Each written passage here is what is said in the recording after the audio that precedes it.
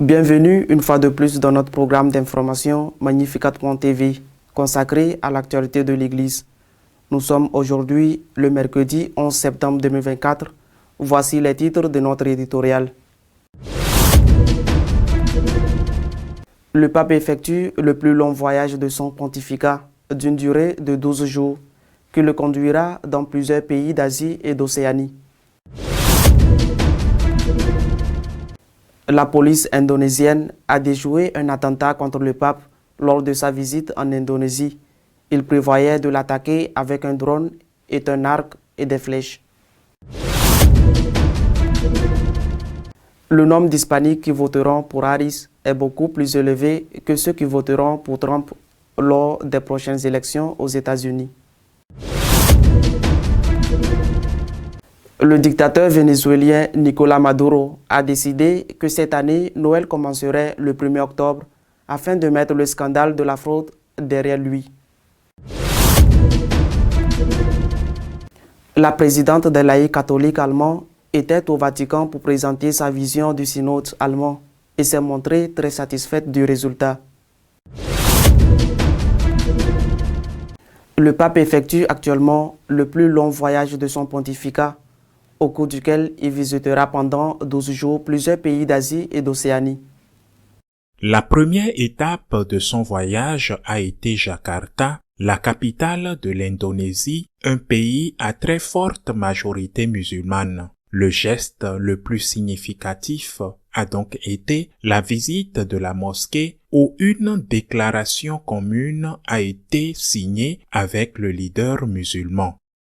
Ce document met l'accent sur l'engagement de tous les croyants contre la violence, sur le rôle des religions dans la promotion de la paix et la défense de la nature.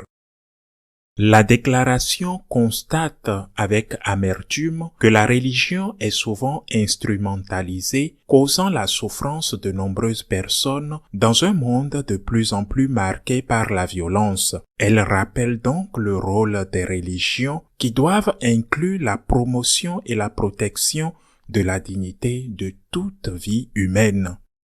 L'autre grand événement de Jakarta s'est déroulé dans un stade où le pape a célébré la messe devant un grand nombre de catholiques qui, bien qu'étant une petite majorité dans le pays, conservent une foi très vivante. Dans son homélie, le pape a rappelé aux fidèles que la rencontre avec Jésus nous appelle à vivre deux attitudes fondamentales qui nous rendent capables de devenir ses disciples. Écouter la parole et vivre la parole. La parole de Dieu, a-t-il dit, nous demande de changer notre regard, de laisser nos cœurs se transformer à l'image de celui du Christ. Elle nous appelle à jeter courageusement les filets de l'Évangile au milieu de la mer du monde. Le Seigneur nous demande de prendre le large, de nous éloigner des rivages marécageux, des mauvaises habitudes, des peurs et de la médiocrité, d'oser nous lancer dans une vie nouvelle.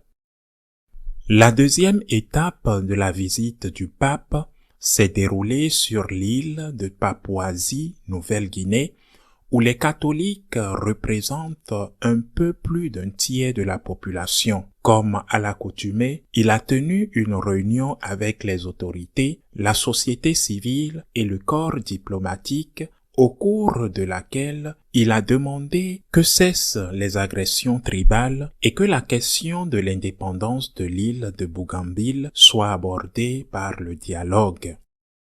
Cette rencontre a été suivie d'une réunion avec les catholiques du pays. Le pape s'est adressé aux évêques, prêtres, religieux et religieuses, séminaristes et catéchistes réunis au sanctuaire de Marie Auxiliatrice à Port Moresby, les encourageant à adopter le style de Dieu fait de proximité, de compassion et de tendresse. Il a souligné que ceux qui ne manifestent pas ces qualités n'ont pas l'esprit de Jésus. le pape a reconnu le travail de nombreux saints et bienheureux tels que Peter Charnel, John Masukoni et Peter Thorodd, entre autres, dont la ténacité de l'esprit de sacrifice ont été déterminants pour la diffusion du christianisme en Papouasie, Nouvelle-Guinée. Grâce à eux, l'Église avance sans crainte, sachant que nous ne sommes pas seuls. François a exhorté les participants à orienter leur mission vers les périphéries et les personnes les plus défavorisées. Il a souligné l'importance de tendre la main à ceux qui sont marginalisés ou blessés par les préjugés et les superstitions, insistant sur le fait que l'Église doit être proche de ses frères et sœurs parce que en eux, Jésus est présent d'une manière particulière.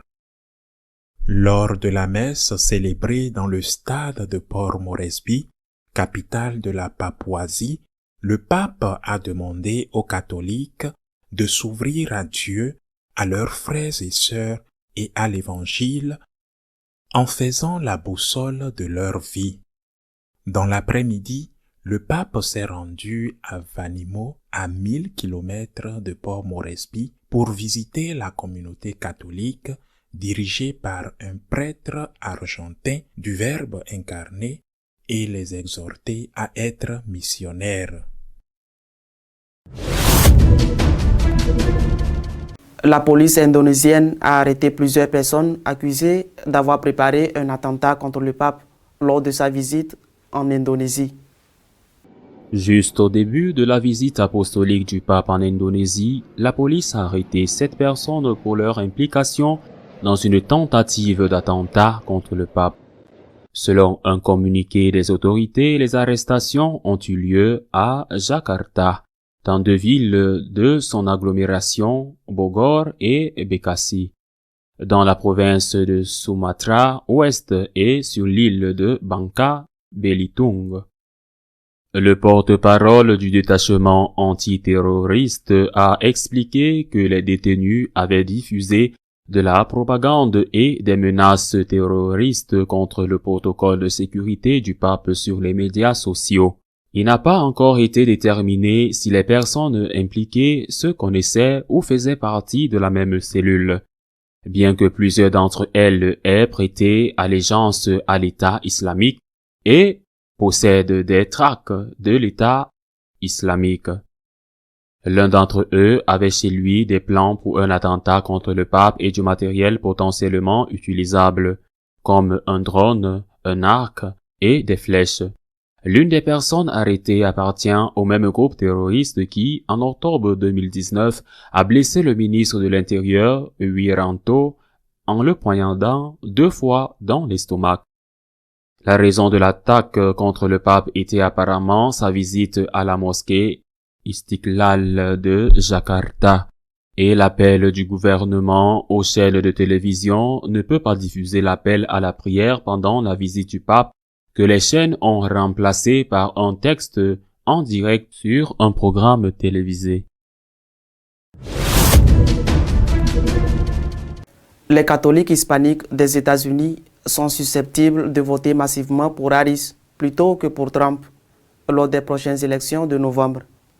Selon un nouveau sondage EWTN, les catholiques hispaniques des États-Unis sont presque 2 fois plus susceptibles de soutenir la candidate démocrate à la présidente Kamala Harris que le candidat républicain Donald Trump. Selon l'étude, 59,4% des catholiques hispaniques ont l'intention de voter pour Harris en novembre contre 30,4% qui ont l'intention de voter pour Trump.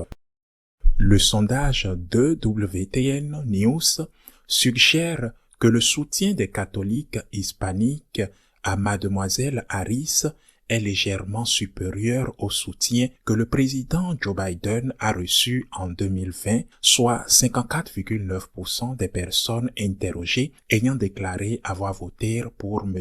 Biden lors de la dernière élection présidentielle. Une majorité de catholiques hispaniques, 56,8%, ont déclaré que l'économie, y compris l'emploi, l'inflation et les taux d'intérêt, est la question la plus importante pour décider de leur vote au cours de ce cycle électoral. Viennent ensuite la sécurité des frontières et l'immigration, 5%, l'avortement, 9,7%, les soins de santé, 5,3% et le changement climatique, 5%. Aucun catholique hispanique n'a répondu que faire progresser les droits des LGBTQ était une priorité et 45,7% ont déclaré qu'ils ne soutenaient pas les traitements hormonaux pour les transgenres ou les procédures chirurgicales pour les mineurs. Par ailleurs, 7,5% des catholiques hispaniques ont déclaré qu'ils étaient favorables aux traitements hormonaux et aux interventions chirurgicales pour les mineurs. Plus d'un quart des catholiques hispaniques, 27,5%, ont déclaré accepter tous les enseignements de l'Église. 35% des catholiques hispaniques ont déclaré croire à la plupart des enseignements de l'Église. 22% ont déclaré être en désaccord avec certains enseignements de l'Église et 15,5% ont déclaré que la foi ne jouait qu'un honneur dans leur vie. De même, l'enquête révèle que 37,2% des catholiques hispaniques assistent à la messe une fois par semaine ou plus, tandis que 41,8% n'y assistent qu'une ou plusieurs fois par an. Plus de la moitié, 63,5% des catholiques hispaniques se confessent au moins une fois par an et près d'un cinquième, soit 17,5%, le font au moins une fois par mois. La moitié des catholiques hispaniques, soit 49,7%, croient en la présence réelle de Jésus-Christ dans l'Eucharistie, tandis que près d'un tiers, soit 29,5%, pensent que l'Eucharistie n'est qu'un symbole et qu'un cinquième, soit 28%, ne sont pas sûrs.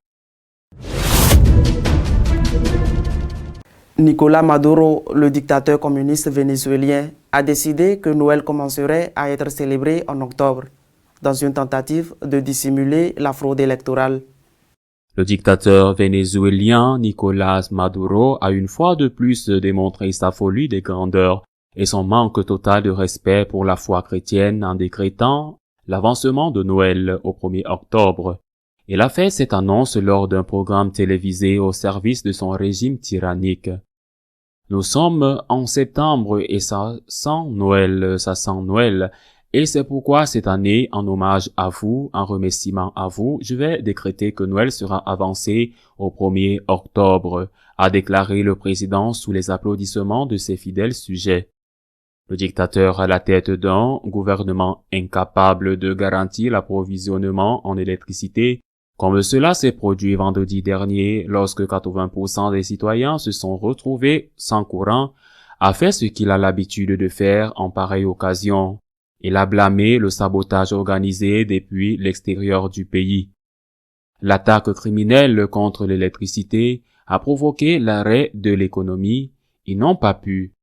Le peuple a continué à travailler à l'œuvre, à œuvrer et avec le soutien de la classe ouvrière en parfaite union civile militaire policière, nous avons garanti une paix absolue, la récupération en un temps record de l'un des coups les plus meurtriers jamais portés contre le système de production d'électricité. Noël commence le 1er octobre pour tout le monde. Noël est arrivé avec la paix, le bonheur et la sécurité, a annoncé publiquement le dictateur communiste. Les évêques du Venezuela ont protesté contre cette décision arbitraire et absurde, tout en appelant à nouveau à accepter les résultats des élections que le dictateur communiste a perdues à une écrasante majorité. Les évêques ont à nouveau condamné la répression contre les manifestants qui maintient plus de 2000 d'entre eux en prison. La présidente des laïcs allemands s'est montrée très satisfaite de sa rencontre avec de hauts responsables au Vatican pour discuter du synode allemand. La présidente du comité central des catholiques allemands, Irme Stötekarp, a dressé un bilan positif sur sa visite à Rome. Dans une interview, elle souligne que les rencontres ont été fructueuses et ont permis d'améliorer la compréhension mutuelle avec la curie romaine, même si elle indique que les tensions entre la voie synodale allemande et le Vatican n'ont pas été complètement résolues. Mademoiselle Stötekarp a souligné qu'elle avait trouvé une remarquable volonté d'écoute et que ses interlocuteurs étaient ouverts à la remise en question de son point de vue. Bien qu'ils aient eu des moments de confrontation, la présidente a considéré le dialogue comme fructueux et l'a décrit comme un bon premier pas, exprimant sa volonté de poursuivre ces discussions à l'avenir. L'une des réunions les plus importantes a eu lieu avec le dicaster pour la doctrine de la foi, où le mandat que cet organisme a reçu du pape François a été discuté, avec un accent particulier sur la lutte contre les abus. Par ailleurs, le diocèse allemand de Hildesheim compte désormais 3 personnes chargées de la pastorale sensible de la communauté, que ces personnes sont chargées de créer des espaces sûrs pour les homosexuels et les transsexuels au sein de l'Église, a déclaré le diocèse mercredi. Les 3 employés accompagneront désormais les personnes cœurs dans leur pastorale. En outre, ils seront à la disposition des paroisses et des autres institutions du diocèse pour les conseiller. Ils pourront par exemple apporter leur soutien lorsqu'un couple de lesbiennes inscrira son enfant au baptême ou lorsqu'une personne transgenre souhaitera célébrer sa transition de genre par une cérémonie de bénédiction. Ils prépareront également des messes chœurs et représenteront le diocèse lors d'événements de la dite idéologie.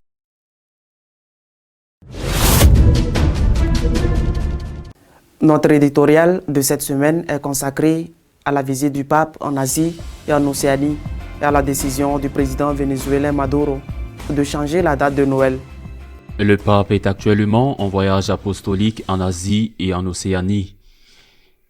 Il s'agit du plus long voyage de son pontificat, 12 jours, et d'un voyage d'autant plus méritoire que le souverain pontife aura 88 ans en décembre prochain. Heureusement, au cours de la première étape du voyage qui est maintenant terminée, sa santé a été excellente et il n'a dû annuler aucun de ces événements qui sont heureusement peu nombreux. Cette première étape du voyage s'est déroulée en Indonésie. L'Indonésie est le pays qui compte la plus grande population musulmane au monde. Une écrasante majorité, mais il y a aussi une petite communauté catholique, très dynamique, très fidèle, une communauté catholique qui a accueilli le pape avec enthousiasme et reconnaissance. Naturellement, dans un voyage comme celui-ci, et en général dans tous les voyages, il y a aussi une dimension politique et, dans ce cas, une dimension œcuménique. Une dimension de dialogue interreligieux. Le pape a exhorté les musulmans à œuvrer en faveur de la fraternité universelle et à faire en sorte que la religion ne soit pas utilisée, manipulée comme excuse pour la guerre. Et les dirigeants musulmans en Indonésie, comme dans d'autres parties du monde, sont bien sûr d'accord avec cela.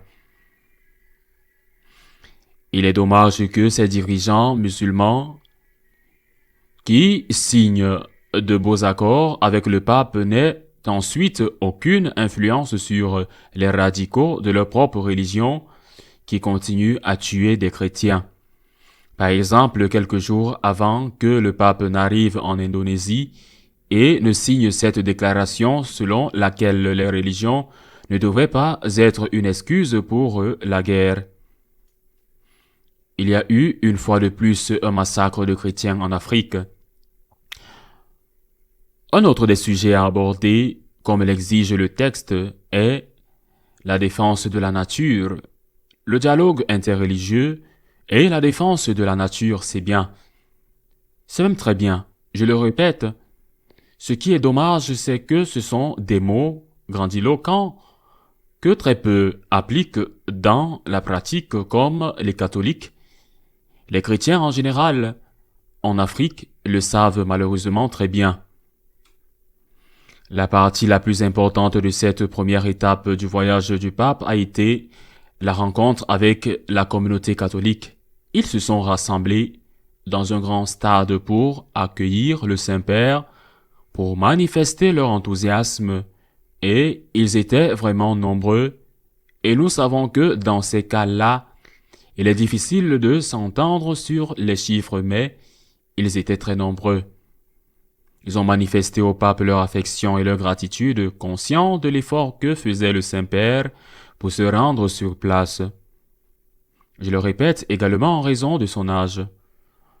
Le pape les a encouragés tout d'abord à écouter la parole de Dieu et ensuite à vivre la parole de Dieu, à écouter et à mettre en pratique ce qu'ils entendent. Il les a encouragés à jeter leurs filets en haute mer, a-t-il dit, à jeter leurs filets en haute mer, ce qui pourrait être interprété comme un encouragement à la mission dans un environnement aussi massivement musulman que celui qui l'entourait. La mission qui n'est pas du prosélytisme, mais qui consiste à proposer l'évangile sans crainte, à proposer, à témoigner ce que l'on vit et à inviter ceux qui le veulent à accepter l'invitation. Le pape a terminé son discours par sa phrase bien connue. Faites du désordre. Je suis sûr que les Indonésiens, les catholiques indonésiens, qui ont une foi forte et résistante au milieu de ce contexte musulman qui les entoure, je suis sûr qu'ils l'auront bien compris et qu'ils le mettront en pratique au moment où j'enregistre cette vidéo. Le pape est déjà dans la deuxième étape de son voyage en Asie, Océanie, sur la grande île de Papouasie-Nouvelle-Guinée. Une situation différente de l'Indonésie, alors qu'en Indonésie, les catholiques représentent 3% de la population, en Papouasie-Nouvelle-Guinée, ils représentent 31%. Et ce pourcentage élevé est dû aux missionnaires. Les missionnaires, dont beaucoup sont morts, ont affronté d'énormes risques et difficultés pour apporter le message de la bonne nouvelle du Seigneur. Le Christ est Dieu, le Christ a donné sa vie pour nous, le Christ est ressuscité, et ils l'ont fait, j'insiste. Certains d'entre eux donnant physiquement leur vie en martyrs, parce qu'ils sont allés évangéliser des tribus considérées comme parmi les plus dangereuses du monde. C'est cette évangélisation que les missionnaires ont menée qui a vraiment créé des problèmes.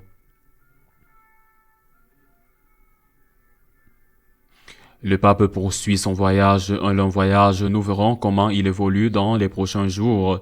Mais entre-temps, d'autres choses se sont produites dans le reste du monde. Par exemple, la présidente des laïcs allemands s'est rendue au Vatican pour poursuivre le dialogue avec les autorités vaticanes que les évêques avaient déjà entamé. Et elle en est ressortie très heureuse. Elle en est ressortie satisfaite. Je ne dis pas enthousiaste, mais très heureuse que cette dame, qui représente la plus ou le plus radical de ce qui reste du catholicisme allemand, sorte très heureuse du dialogue avec le Vatican. Que cette dame soit sortie très heureuse du dialogue avec le Vatican, je ne sais pas si c'est une raison d'être très heureux ou, au contraire, une raison de trembler. Mais la chose la plus bizarre et la plus farfelue qui s'est produite cette semaine, c'est la décision du dictateur Maduro de fêter Noël dans son pays au Venezuela. Au mois d'octobre, c'est du jamais vu par décision du tyran, de celui qui a annulé des élections qu'il avait perdues par décision du tyran. Le Seigneur ne naîtra pas le 25 décembre. Je ne crois pas que l'esprit de Noël qu'il veut mettre en avant pour couvrir les manifestations contre la fraude électorale qu'il a commise, je ne crois pas que cet esprit de Noël apportera de la joie aux plus de 2000 prisonniers qu'il a en prison pour avoir seulement commis le crime de manifester dans les rues pour protester pacifiquement contre cette fraude électorale.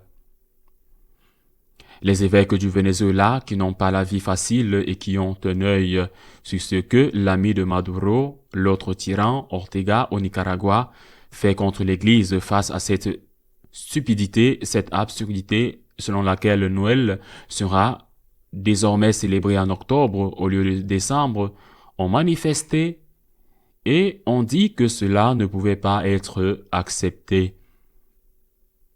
L'Église vénézuélienne a toujours été très courageuse face à la tyrannie de Maduro, mais aussi face à la tyrannie précédente de Chavez, et elle en a payé et en paye encore le prix. Maintenant, que fait la gauche mondiale? Que fait l'opinion publique mondiale en général manipulée par les médias? Parce que, petit à petit, le scandale provoqué par la fraude électorale du tyran, le dictateur Maduro, s'extompe. On l'oublie peu à peu. Les gens parlent déjà d'autre chose, et ce qui maintient plus de 30 millions de personnes en prison est de moins en moins évoqué chaque jour.